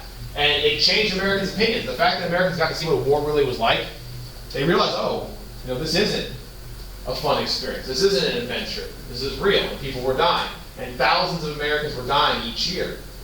Okay? Now, the other thing I'd like to point out is that because the Vietnam War was not a conventional war where there were massive battles, like, okay, in World War II there was the Battle of Stalingrad and the Battle of... There are none of those. They don't exist in Vietnam, really. There's a few of them. But the battles of Vietnam were small scale in the jungles with small numbers of men, a few people dying here and there all over the country. That's how the battles were fought. It was a very different kind of war. So because of that, there were no major battles to let us know, are we winning or losing. In a conventional war, you fight a battle, one side clearly wins because they take the ground. In Vietnam, there was no ground to take. We were defending the South. We controlled the ground. We were just trying to keep it under control. So the way we determined our success in Vietnam was through what we call body count. Was we tried to keep track of how many of the enemy we killed versus how many of us they killed. And we figured as long as they were losing more than us, we were winning. And by that measure, we were winning. We were killing the enemy in far greater numbers than they were killing of us. But what we're going to learn is that is a very poor measure of success. Sometimes body count is actually not a true measure of success in a war. Because ultimately, we will lose this war. We're going to lose the Vietnam War. And despite the fact that we had more than a 10-to-1 kill ratio, which means we killed more than 10 of them for every one of us, we still lose, right? Because ultimately, this war was all about who had the resilience to outlast the other. Could they outlast us? And remember, this was their home. The Vietnamese lived there. They didn't have anywhere to go. We could leave. We had that option. So the question was, could the Vietnamese outlast our will to stay in Vietnam? And if they dragged the war out long enough and make it brutal enough, they could win. They knew that. They had already outlasted the Japanese. They had outlasted the French. All they had to do was outlast us, and they knew that. So this was a very difficult aspect of the war. Okay? Now, one of the other problems with the Vietnam War was we were fighting against insurgency in the Viet Cong. Yeah? So if we were to get this for an essay, it would be like perfect to synthesize to us during the revolution. Yeah, I think good synthesis is comparing our use of guerrilla attacks. I would say guerrilla attacks were way more common in this war than in our war, but yes, we certainly did. I would use that as well. Mm-hmm. The kind of interesting thing is, in the American Revolution, we were the guerrillas, right? We were using the dirty tactics and the hit and runs and using it. Now we were getting a little taste of that, and we didn't like it very much. Our massive military, imagine like we're a big sledgehammer, right? The Viet Cong are like a gnat. It's like our massive technological military was so sophisticated that it was almost too big and powerful to deal with a little tiny presence like the Viet Cong. Okay? So, and this is related to this, is that, okay, well, how do you find the Viet Cong? The Viet Cong are just regular people, right? You don't know who's Viet Cong, who's not. So, we sent our soldiers out in the jungles and into the villages of South Vietnam, and their goal was to root out the Viet Cong on what were called search and destroy missions. Find the enemy, engage them, kill them. Well, how do you know who the enemy is? Well, we had to investigate. So we would send soldiers out in the villages, and their goal was to collect intelligence and interrogate. And we were hoping, the hope was that if we could convince the Vietnamese populace, we can convince the civilians to trust us, say, hey, the Americans are the good guys, they would tell us who's Viet Cong. They'd say, hey, over in the other village, there's these guys, they're Viet Cong, go get them. In order to get the Vietnamese to trust us, we had to win over their hearts and minds. This was actually the name, it was a campaign, we called it the Campaign for Hearts and Minds. Win over the hearts and minds of the Vietnamese, and then they will help us kill the Viet Cong. Here's the problem. In our effort to find the Viet Cong, our activities and our behavior in Vietnam oftentimes alienated the Vietnamese people. If you look at these pictures, we were the good guys. We were trying to say, we're the good guys, look at us. But when we came into villages, we were arresting and detaining people, sometimes young children, older people. Okay? If we found evidence that we perceived as Viet Cong activity, like we found weapons, or we found an excess amount of food, our common protocol was to burn the entire village to the ground. So we were destroying these villages because we thought they might be being used by the Viet Cong as a base. Okay, now when we destroyed a village, we destroyed these people's entire livelihood, and a lot of times they would then turn against us. So our soldiers, while trying to do good and there for the right reasons, oftentimes our policies in Vietnam were not gaining us the help of the Vietnamese people. Okay, and our effort to win hearts and minds was not going very well. Not to mention the fact that the government we were defending, the South Vietnamese government, was notoriously corrupt. Okay? This picture here is a great example. This is a very famous photograph, the one that Pulitzer Prize that year. It shows a South Vietnamese officer executing a suspected Viet Cong soldier in the middle of the street. This guy was captured. He was suspected of being Viet Cong. He was not arrested and put on trial. He was just shot in the head in front of a TV camera. Okay? And this was all caught on television. And of course, when Americans saw this, they said, wait, those are the good guys, the ones that are doing the illegal executions? You can't do that. That's against international treaty. That's the country we were defending. So many people, both in Vietnam as well as around the world, were looking at this and going, are we on the right side? Are we the good guys or are we the bad guys? Because this picture right here made it look like we might be fighting on the side of the bad guys. So there was a lot of questions. And, you know, in our effort to destroy the Viet Cong, our military, our massive military, was oftentimes accidentally, usually, catching civilians in the crossfire. We dropped tons of bombs on North and South Vietnam in an effort to wipe out our enemies. For example, and this is a famous picture as well, it's called the Napalm Girl picture, we, in some cases, you know, the Viet Cong were not stupid. They would hide amongst civilians in the hopes that we could not bring our air power against them, because we had superior air power. They didn't have air power. We did. We had bombers and jets and helicopters. Well, when the enemy hides amongst civilians, it's not impossible to think that civilians are going to get killed. So, for example, this was the aftermath of a napalm strike. Napalm was a firebomb. We dropped a firebomb on a village, torched the village. Turns out there were civilians hiding there, right? And this little girl here in the center, she had burns all over her body. She did survive, though, but this photograph was taken. This is the kind of pictures that people were seeing coming back from Vietnam. So, over the course of the Vietnam War, hundreds of thousands of civilians are going to die. Okay, they're either going to get caught directly in the crossfire, or they're going to be killed by the Viet Cong, or they're going to be killed by American forces. And in some really rare circumstances, and this is really the worst of the worst, we had incidents in which American troops illegally murdered Vietnamese civilians. Okay? Now this kind of stuff does happen from time to time in war. It's never right. But in the Vietnam War, these were very highly publicized because of the presence of the media and the news. Probably the most famous example of this was My Lai. The My Lai massacre, an American platoon went into a village that they suspected of harboring Viet Cong. They rounded up all of the villagers and then they just massacred them, including women and children were murdered here. And the only reason this was discovered is because a helicopter pilot happened to see what was going on and reported it. Had that not happened, we would have never known about this. This would have just gone down in history and just probably been recorded as, casualties from, a battle or something like that. All right. So stories like this, which came out of Vietnam, did not help us. When the American public heard about this, they were enraged because they believed now not only was the war maybe not our war to fight, but now there was the belief that our presence there was actually causing more harm than good. So the American public, when hearing about these things, slowly began to turn against the Vietnam War. Now the pivotal moment, this is probably the most pivotal moment of the war, so you definitely want to know this. In 1968, we get this turning point. This is the turning point. All right? Now, we had been told by our government that we were winning this war. We had been told the Viet Cong were about to give up. They were defeated and all but destroyed. And then in 1968, the Viet Cong launched the largest simultaneous, highly coordinated attack in the entire history of the war. The Viet Cong, thousands of them, struck every major target in South Vietnam simultaneously during the Vietnamese New Year of Tet. This was not an enemy that was defeated. This was an enemy that was just getting started. Okay? This was a massive battle that raged all the way across Vietnam and all the cities. Even in Saigon. Saigon, which was the capital of the South, right here, was considered to be a safe city. It was completely overrun by the Viet Cong. They even were in the U.S. Embassy, going room to room and executing American citizens. All right? And this was all being broadcast live on television, and it just blew Americans' minds. We had been told the war was almost over, we were winning, and then we saw this. Now here's the thing about Tet, and I want to make this clear. Tet was a military defeat for the Viet Cong. Ultimately, American forces won the battle. We took back the cities, we killed the Viet Cong by the tens of thousands. Okay? So militarily, we won. So that sounds good, but here's the problem. Politically, this was a victory for the Viet Cong. And here's why. Here's the most important thing to know about Tet. You remember anything, remember this. I'd like you to know more, but remember this. The Tet Offensive is the event that changed American opinion about the war. Prior to the Tet Offensive, the majority of Americans supported the Vietnam War and thought we could win, and thought that our purpose there was good.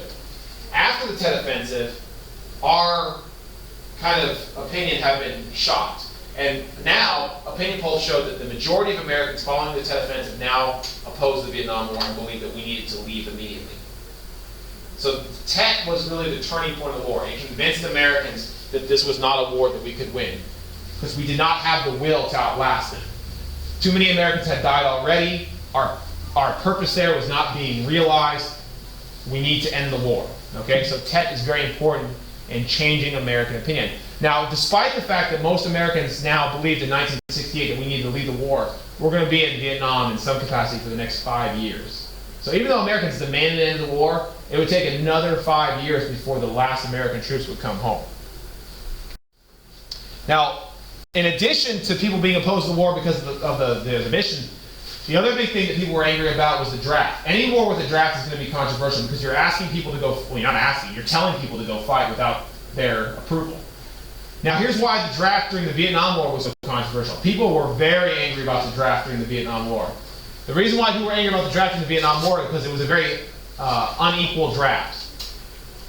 When the war broke, at the beginning of the Vietnam War, you could avoid the draft. There was a way you could avoid the draft. Just like in the past, there have been ways to avoid the draft. Synthesis, the Civil War, you could buy a substitute or whatever. In the Vietnam War, you could avoid the draft by, the most common way to avoid the draft was, you could get a medical deferment if you were medically unfit. Like, for example, President Trump, he got a medical deferment because he said he had bone spurs in his heels, so he couldn't march around or whatever, so he got to avoid the war. Or, another way you could avoid the draft was you could go to college, and you get what's called a college deferment. Okay? A college deferment means the government said, well, if you're in college, that's very important to your future, so we're going to not draft you, and we'll draft someone else. Now think about that. Think about how the inequity caused by that. Okay? If you don't draft college kids, and think about who can go to college, people with money, that means the bulk of the people being drafted are people who don't have college opportunity, which are the poor people. So the draft, it unfairly drafted people who were of a lower socioeconomic status, which disproportionately were people of color, right? Because of discrimination, blacks, Hispanics. All right. So when we look at the numbers of the draft, we find that it disproportionately affected poor and people of color, and that seemed like a really unfair situation.